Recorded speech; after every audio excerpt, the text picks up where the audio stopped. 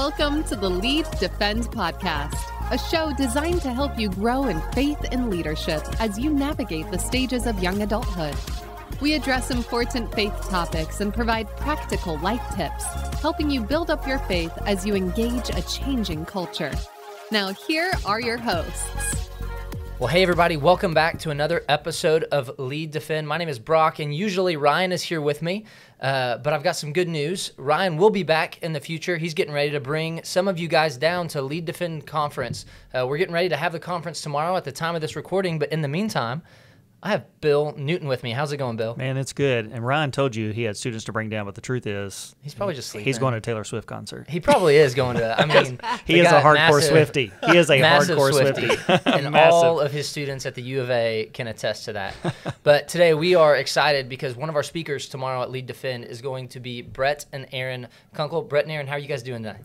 Doing good. Great to be back in Arkansas. Yeah, just got in from California, so it's good to be here. here. We were just talking about California, and a couple years ago I got to go to Anaheim, which is near where you live, and you said you live so close to Disneyland that you can hear the fireworks? Yep, every night at 9:35 p.m.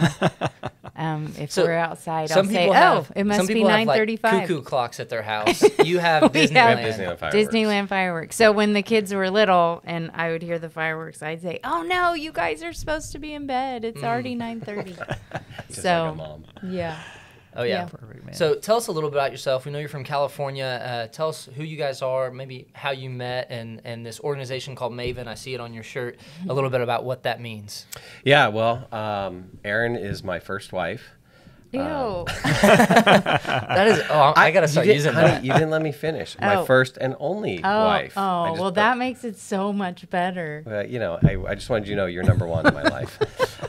We've been married for 26 years. We have 5 kids. 5 kids. Children, and yes. After 3, you start to lose track. We're just like, I'm aware of people in the house. 5 kids. And actually, let me just announce this. Erin is a grandma.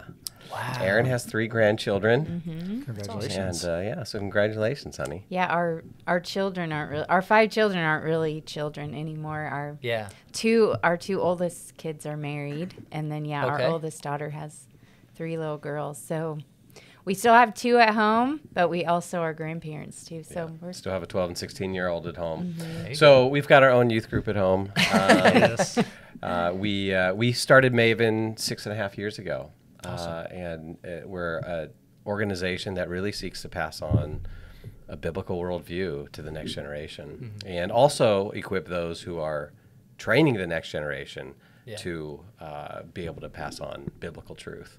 And that's what a maven is. I mean, a maven refers to someone who is knowledgeable or an expert in some field, and then they seek to pass that on to others. So you might have a finance maven. You might have a fashion maven.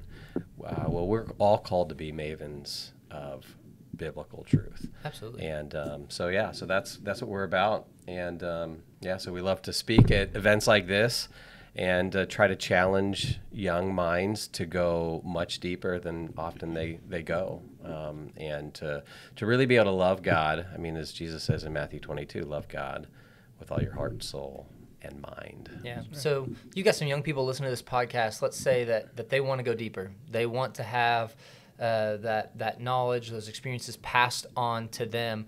When you look at some of the students that you work with, what are some of the key things that you try to do with your organization to pass that on to the next generation? Well, I like what you said about knowledge and experience, because oftentimes when we think about the Christian life and think, I want to go deeper with God, we don't often include knowledge. We'll just think, I want these experiences. Or experiences I've heard other people have or whatever. And I think knowledge has to be connected if we want to grow in our relationship with God. And the 18 to 25-year-olds, which I think is what you said, your kind of main audience. I know when I was in that age, that's when I grew, I think, the most in my life. Why do you think that is? Well, I became a Christian right before I turned 18. And the circumstances of that was I grew up in a Christian home. My dad was actually a pastor when I was real little. But then we had kind of a bad experience at a church. My dad ended up leaving ministry and going into marriage and family counseling. But anyway, grew up in a great home, but I myself never was following Christ. I said I was, but so if you would have asked 16-year-old Erin, oh, are you a Christian? I would have said, oh, of course, yes. Like, I go to church every Sunday with my parents. But I was in no way a follower of Christ. Yeah. And so a few months before my high school graduation, I had had a steady boyfriend all through high school, and I found out I was pregnant. And he was ready to take a football scholarship, and I was in California. He was heading to Illinois. I was actually going to head to Texas for college. And so now, all of a sudden, all the plans I had made, everything I thought was going to happen, got flipped upside down. And so I ended up, through a friend, getting connected with a teen mom ministry at a little church in Anaheim, actually. Yeah. And so even though I'd been going to church, I went to this church, and now I had ears to hear the gospel, and I became a follower of Christ. Well, then now I'm going to be a mom. I became a mom, but I'm wanting to grow in my faith. And so I knew about Biola University, a Christian college in Southern California. And I thought maybe that would be good for me to grow, because I realized I grew up in the church, but I actually knew nothing about the Bible. Yeah. Right. Like when I started at Biola, if you would have asked me, who's Paul, I would have said, I think he's one of the disciples, which if you think that, listener, that's actually the wrong answer. But that was the wrong answer. I had no clue. I'm like, I know, I've heard of a guy named Paul. But the 4 years that I ended up transferring in, but the 4 years there, I grew so much in my relationship with God because I was growing exponentially in my knowledge of God and in my knowledge of the scriptures. And, of course, that was coupled with experience, right? Now I'm a single mom, and then I meet this guy, and he wants me to help in his junior high ministry. This guy sitting next to me. So is that when you asked me into your heart as well? Is that, No, but so now I'm serving in ministry. I have a lot of struggle in my own life, but I'm growing in my knowledge of God, and those 4 years. So 4 or 5 years in my life were just, it laid the foundation for now, many years of ministry. Well, 26 years that we've been married. But particularly with young people, I have a heart for young people, as does Brett, because my big change happened in those years. Yeah. And the culture often tells us, like, oh, those years, just live it up. They don't really matter that much. And I'm like, no, they matter so much. I'm 47 now, and still I think those years were by far some of the most pivotal. Well, what Erin's saying, I think, is really important, not just because she's my wife. Good answer. You're biased. But I think this is pervasive in the church. I think we make a false dichotomy between things like knowledge and, the scriptures and relationship or experience. Yeah. Right. And so we take those things and we separate them as if, and the way we talk about it is like, well, hey, knowledge is good and it's important, but really what's the most important thing is your experience of God. How much you love the Lord, you're walking in relationship with him. And that's the false dichotomy, as if somehow this relational aspect is disconnected from the knowledge piece. Right. And, we illustrate this all the time with our own relationship. Yeah. Like, if you came to me and were asking me questions about Erin, right, and you said, hey, tell us about your wife, Erin. You've been married 26 years, right? You must have a lot to tell us. And I said, oh, yeah, Erin, she's got sandy blonde hair, or brownish hair. She's got, she's 5'6". Oh yeah, Erin, she's got 2 eyeballs. Yeah, that's Erin. Yeah. You'd laugh, and they'd say, no, really, tell us about Erin. And if I said, that's about all I know, would you not draw some conclusions about the nature of our relationship absolutely. based upon what you think I know? Of course, because knowledge and relationship are intertwined. Yeah. Right?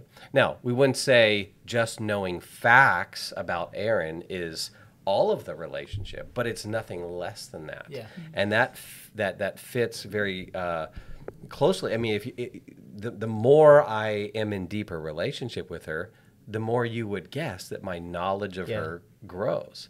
And knowledge, not only kind of what we call propositional knowledge, not just knowing these facts, like Erin's 5'6" and she's this and that, but experiential knowledge.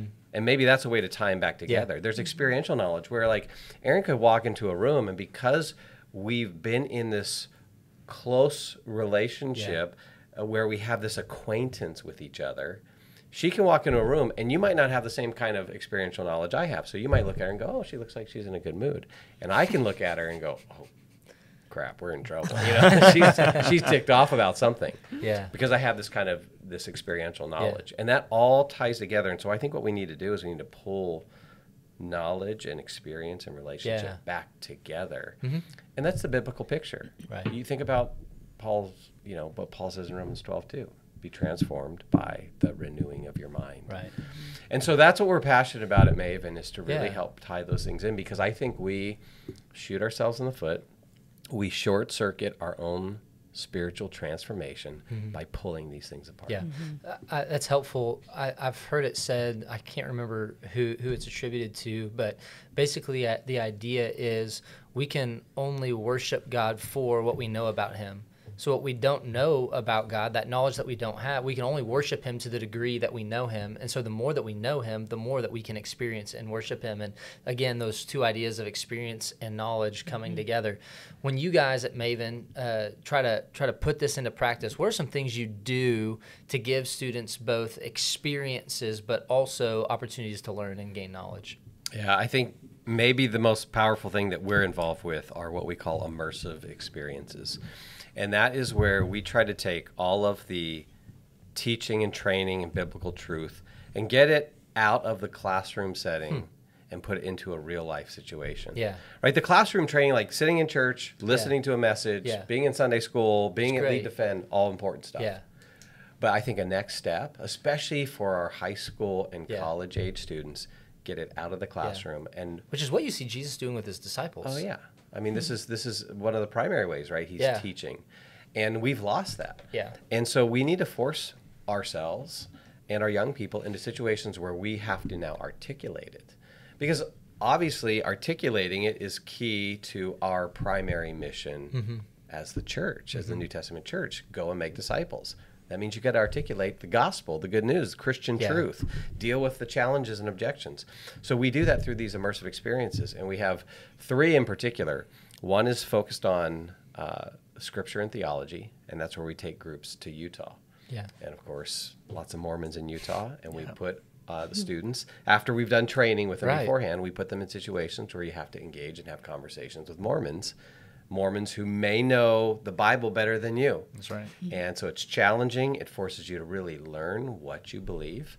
And then we have an apologetics one where we go to a university town. We find a university where there's all kinds of skepticism, challenges to the Christian faith, atheists. We have students engage with skeptics. And we bring out atheists, and they dialogue. And we teach not only how to defend the faith, to know why now you believe what you believe, but then also this Christian truth that we hold to and that we're defending and we're engaging. What are the implications for real life? Okay, so now I'm talking to an atheist, or I'm talking to a Mormon who's an unbeliever. Does that impact the way I treat them? Do I somehow treat them with less dignity and respect because they don't believe what I believe? No, of course not, because Christian truth says this is an image bearer. They have just as much value and dignity no matter what they believe, because they are created in the image of God, and they have intrinsic or inherent value. And so then that informs how we engage in this. And sometimes the best way to learn is to get knocked around a little bit, Yeah, right? That's and right. this is, we actually, I think, if you want to grow in general, If you want to grow, put yourself in increasingly difficult situations. Yeah. We overvalue comfort Agreed. in this culture, Yeah. and that's why a lot of us don't grow. And that's why a lot of times we're apathetic about the faith. Yeah. These trips put college groups, we do high school groups, Christian schools, youth groups, college groups. It puts you in challenging situations, and it's a little nerve-wracking at first.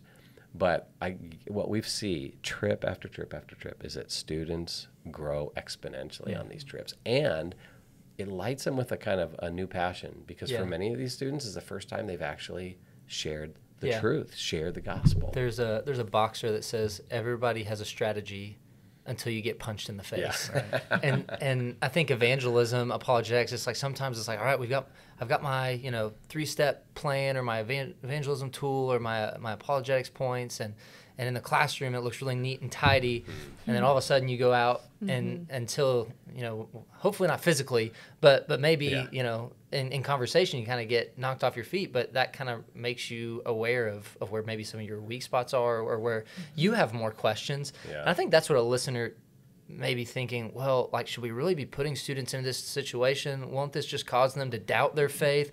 Won't this just cause more deconstruction? How would you answer that? Yeah. I mean, I think one answer is no. I think, could it do that? Well, sure, it could. But, I mean, we aren't thinking that these students won't ever face these challenges, right? So the question is, when do we want them to engage with challenges? Do we want them to engage in challenges for the first time when they're on a college campus or in their first job? And their boss who's like... by themselves? Yeah. And maybe they have a boss who's an atheist, great guy, super persuasive, and they're like, well, wait, this isn't the caricature of an atheist that I thought. I thought these guys were mean. This guy's great. And like, is this when we want them to wrestle with it? I don't think so. I think actually we want to expose them to people who believe all different things, really by the time they're 5th, 6th, 7th grade. And one way we do that is just by, frankly, reading the scriptures to them. Because the whole Old Testament, the state of Israel is surrounded by people who believe who worship all kinds of false gods. So unless we're going to shield that from our kids, or then go to the New Testament, and Paul goes to all these places where they're worshiping all these different gods, right? And so just by reading them the scriptures, we're exposing them to, oh, look, people believe all different things about God. And so how do we address that? Yeah, I think it's a difference between being kind of on the defense and being on the offense. I think a better strategy than waiting and then just reacting is being preemptive. And so I would much rather have my high school student starting to struggle with doubt and ask those questions when they're with me than when they're 1,000 miles away on their college campus by themselves, not plugged into a local church. And so, look, if they're questioning, if the exposure is going to lead them to questions, well, those questions are going to come up at some point, right? And they are. I guess we have to stop. We have to be careful of overprotecting the kids, coddling, right? And there's the coddling. I think when kids are younger, there's appropriate protection. But by when we're talking about high school students and middle school students, that's when we need to be preparing them to be on the offense. And what we model for them, and we've seen this, there's a confidence that we model. Look, if Christianity is true, we've got nothing to be afraid of. We can engage intellectually. We have good answers. Every argument against Christianity is going to be flawed by its very nature. And so if it's false, but we don't want to believe it, right? If Jesus didn't rise from the dead, Paul tells us this in 1 Corinthians 15, then this is a waste of time, So when we engage with false ideas, we show that we're confident. There's a confidence there that young people, I think, that really, they don't see enough of that. And so then we can inoculate them from these false ideas, so they start encountering and engaging with these false ideas. And maybe they're wrestling with it, but we're there to walk them along, help them to see the bad arguments, help them to see the true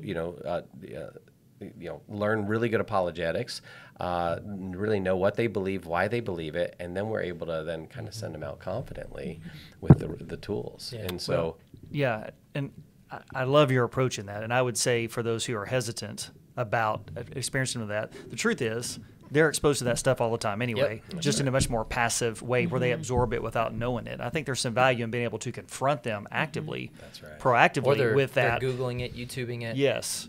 Yeah. So they, for those, I think parents who might be, or even ministers who would be nervous about that. Yes, I love that because they are still being confronted with that. And if I remember right, first time I heard you guys talk about this, I think you said you guys go out, but then you decompress with them after the fact, right? Yeah. So it's a very discipleship-based model. It's not like you just train them and then send them out and they're on their own, right? You take them for the experiences and then you help them learn from them. They just get mowed down, but the others, No, the debrief, we call it, is a big part of what we do with students because it, first of all, just gives them the space to, okay, this conversation just happened, let's process it. Yeah, that's so and then it helps them, okay, so you're stuck on this. You don't know the answer to that.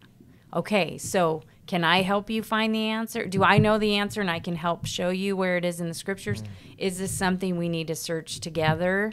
And so just having the space for that, I think, again, shows students we're not afraid to have the conversations and then to talk about them after. We're not going to just like, oh, yeah, that guy had a good answer for that and just kind of brush it under the rug. No, we'll talk about it and we'll help them to find the answers to the questions that came up that maybe they never thought about or that came up and they were like, I don't have a good thing to say about it. And actually, I just did this yesterday with some junior high and high school students. I'm teaching a apologetics class at a little co-op in Southern California. It's homeschool kids and we all get together one day a week. And so I'm teaching the apologetics class and we're going through world religions. So we did Mormonism and I invited two Mormon sisters to come in and share about Mormonism and the students got to talk to them. And yesterday we had a Jehovah's Witness come.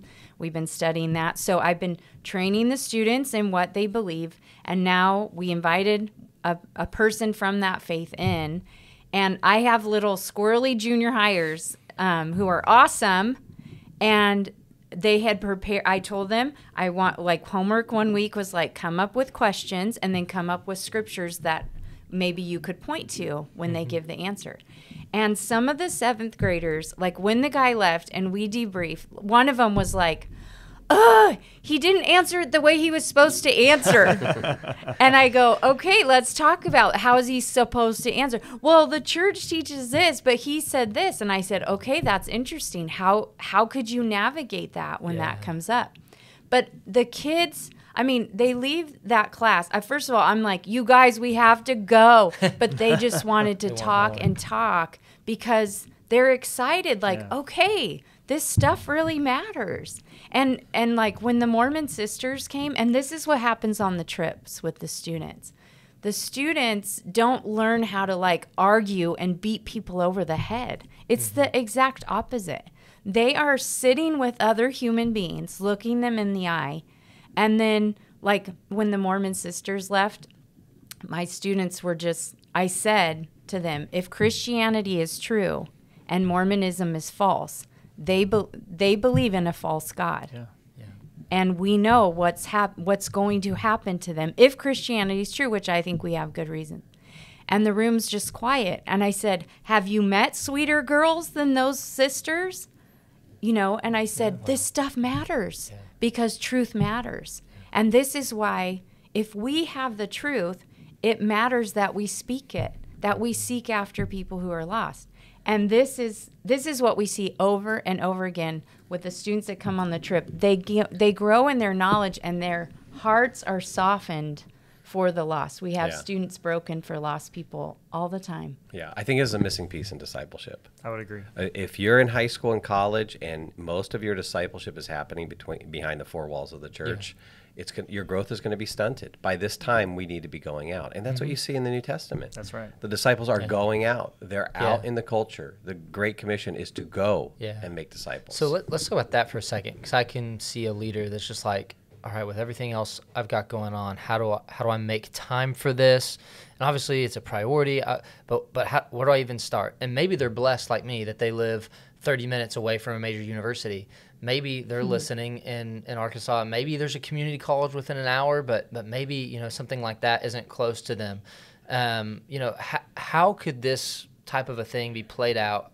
What instructions would you give to maybe develop something like this in a local church setting? Even if just, I think what you just talked about, bringing in people from outside, like that's worth listening to the podcast just right there. That's a great idea.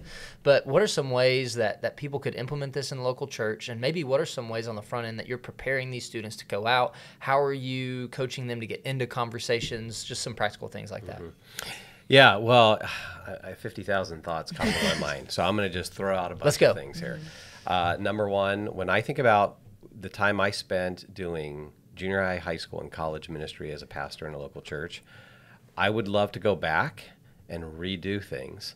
And what I would do is I would stop teaching on Christian living, and I would focus on theology and apologetics. Okay. Scripture, theology, doctrine, and apologetics, because again, I think what I've come to see is how much of an engine knowledge is to our spiritual growth and transformation. Yes. And if anyone does a study on the idea of heart in the Old and New Testament, they're going to see it's not just, the emotions or experiential.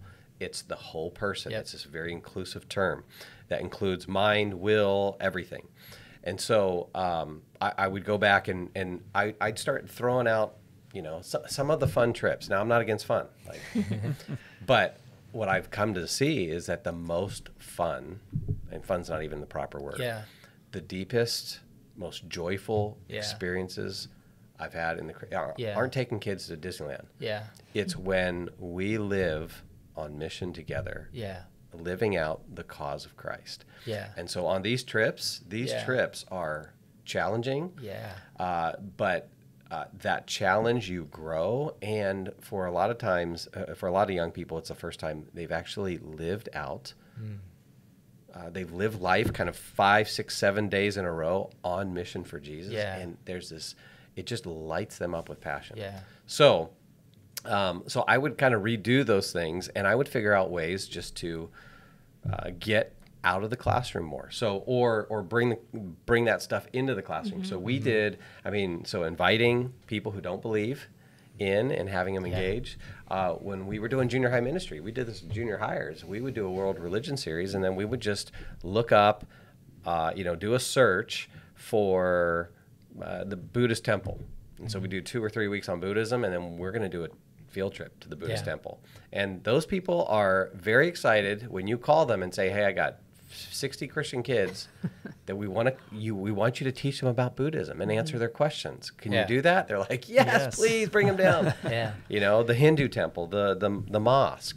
And so all the different ways you can kind of either bring it in or get out, I think are key. And you don't have to be an expert. You learn with the kids. I'd say read, if you want a good maybe book to read to start equipping you. I'd say Greg Kunkle's book, Tactics. Okay. Like every leader should read that. It'll equip you specifically with how to ask good questions, because you don't have to, when you're engaging with anybody, you don't have to have all the answers. You don't need to know all of the arguments.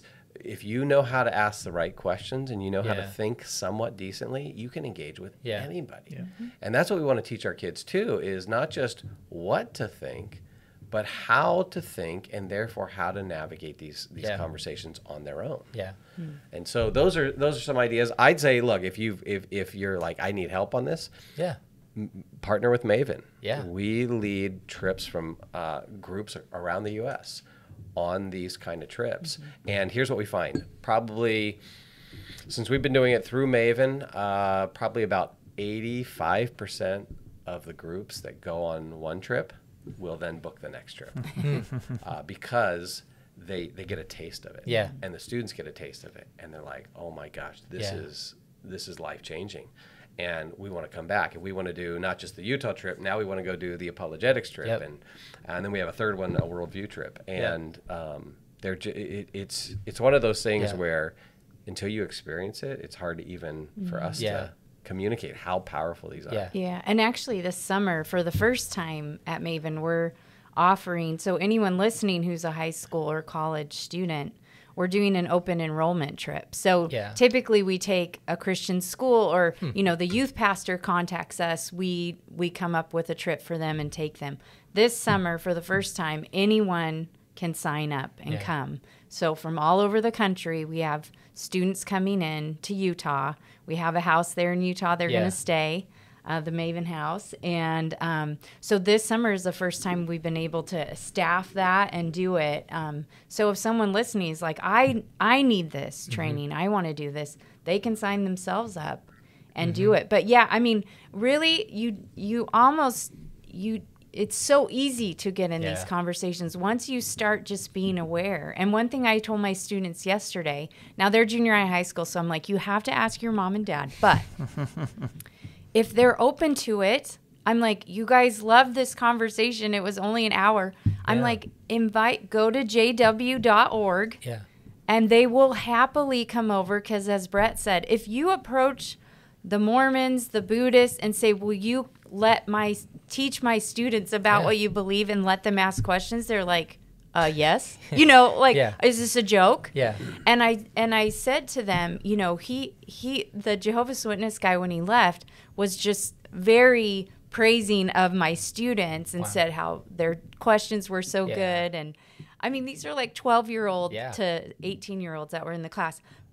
And he said, you know, he's never really, you know, had an opportunity to do that. And I told them when he left, I said, do you know why that is? Because most Christians, when the JWs come knocking on the door, they say no thanks and slam the door. That's right. These are people who are coming to your door saying, can I talk to you about the Bible? Can I talk to you about God? And we're saying, so sometimes it's just like, maybe we'll just change our posture. Yeah. And the next time the Mormons do come, we'll say, oh yeah, come in. I have some questions. Yeah. And so even just living intentionally, I think that can be a posture of, that's good. And asking questions is really the key. You know, as I said, I became a Christian through my experience of becoming a mom. And then as we had more kids, I felt like, oh, I have so much to learn. But once I stopped being nervous about that and thought, I'm just going to learn with my kids. Yeah. I have learned so much just right alongside with my kids, right alongside with my students. Yeah. And that's an okay place to be humble and be like, oh, you guys, you know, I don't know either. Let's read this book together. Yeah. I mean, who doesn't love that? I love that. Yeah. So I have not seen anything in terms of programs that's been more powerful than these trips. And I think the evidence that we really believe in these things is that we've made all of our kids go on them multiple times. You mean all of our 5 all children? Yes. What about? Do you have the grandkids signed up yet? Not yet. They're not old enough. Oh, okay. But they will be going on these trips. They will. Yeah, our kids have gone so many times. Yeah, Ella. I mean, she's probably the last 5 years in a row. She's been going. She's 16 now. Oh, yeah. Mike has probably been on 15 different trips. Yeah, our son, who's 22 now and married, he's now helping Maven lead trips because he's been so many times, and he's had so many conversations with Mormons. Yeah. I mean, hundreds of conversations. So our kids think this is normal. Yeah, well, we've been taking them since their elementary age. Or actually since they were babies. Yeah, babies in a backpack. We want them to see this as more normal. In fact, at the end of these trips, when we're doing some reflecting with the groups, we will say to them, hey, okay, you've had this experience, this week-long experience in Utah or in Flagstaff here at the university or in engaging. And I said, okay, when you read the book of Acts and you look at the book of Acts and you see what the church is doing, what looks more like the book of Acts, what we've done here this past week, or your experience at the local church? Yeah. And they almost always say, what we're doing here. Wow. And so what we tell them is not to beat up on the local church, is to say, hey, take this back to your local church. Yes. Maybe the local church should look more like this because this looks more like the book of Acts. Yeah. And and so we've seen our kids grow exponentially from these kind of trips. That's so good.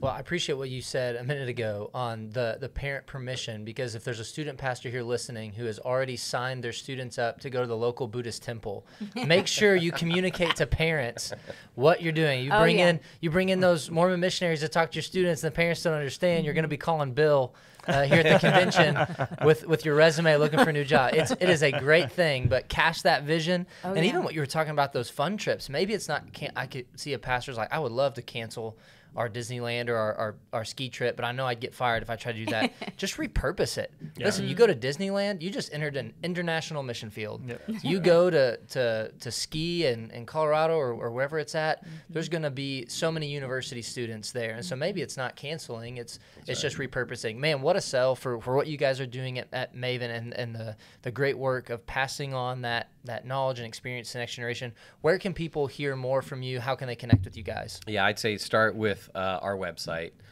which is maventruth.com. Okay. And on the website, they'll find information about our three main strategies, which is our virtual training. We have different courses online. We have a parent podcast to equip parents.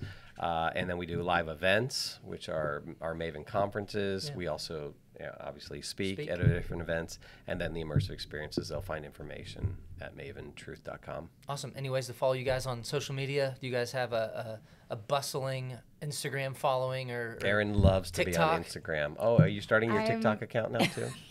No. We are on Twitter and Instagram, all the things. Okay. My children tell me that I'm not on it enough. That I need to get better at that. And you say to them, you're on it too much. So it's just I know.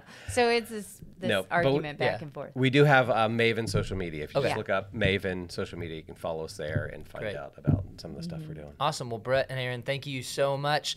We are actually going to have the Lead Defend conference tomorrow at the time of this recording, but there's always things going on with Lead Defend, so check us out at leaddefend.org, and we look forward to you listening next time. That's it for this episode of Lead Defend. To hear more episodes from the Lead Defend crew, visit absc.org/podcasts. If you liked what you heard, rate and review us on your favorite podcast listening site. Want to learn more information about the next Lead Defend conference? Visit leaddefend.org.